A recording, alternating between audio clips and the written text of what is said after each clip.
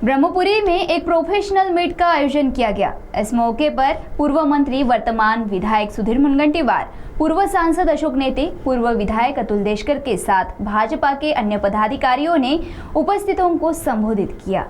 ब्रह्मपुरी के लोधिया सभागृह में professional meet के भारतीय जनता पक्ष पूर्व विधायक अतुल देशकर के नेतृत्व में प्रोफेशनल मीट का आयोजन पूर्व महाराष्ट्र राज्य के वित्त व वन मंत्री सुधीर मुनगंटीवार, पूर्व सांसद अशोक नेते, जिला भाजपा अध्यक्ष हरीश शर्मा, पूर्व विधायक अतुल देशकर ने समस्त लोधिया सभागृह के उपस्थित भाजपा के पदाधिकारी और कार्यकर्ताओं को मार्गदर्शन किया की जनतेच्या आशीर्वादाने 26 मे 2014 मी प्रधानमंत्री झालो। या देशाने पुन्हा 30 मे 2019 मला प्रधानमंत्री म्हणून निवडून दिलं आणि 4 जून 2024 मतदानामध्ये पुन्हा भारतीय जनता पार्टीचं सरकारनं 9 जून 2024 पुन्हा प्रधानमंत्री म्हणून लोकांनी जो आशीर्वाद दिला तो अनमोल आहे। या अगोदरही अनेक प्रधानमंत्री झाले, पण कोणत्याही प्रधानमंत्र्यांनी जनहितासाठी आम्ही काय कार्य केलं आणि काय करतो आहे आणि आमचा संकल्प काय आहे यासाठी हजारो कार्यक्रमाच्या माध्यमातून संवाद केला।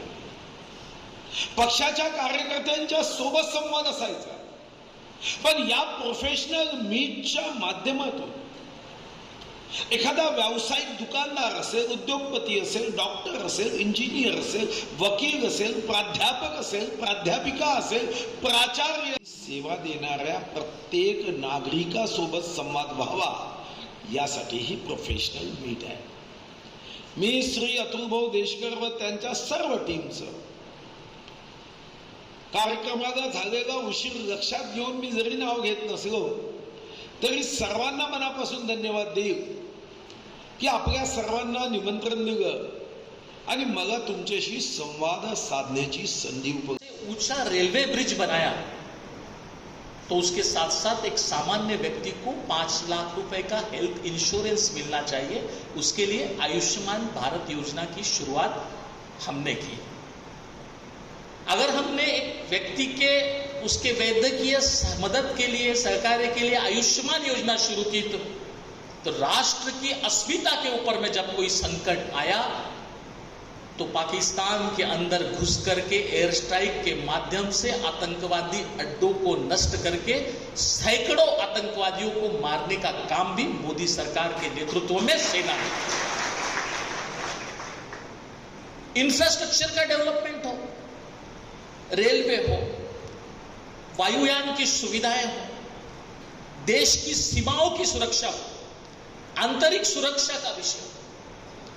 कई जानकार कहते थे कि 2014 के पहले तक देश जो है गर्म राख के ढेर पर बैठा हुआ था।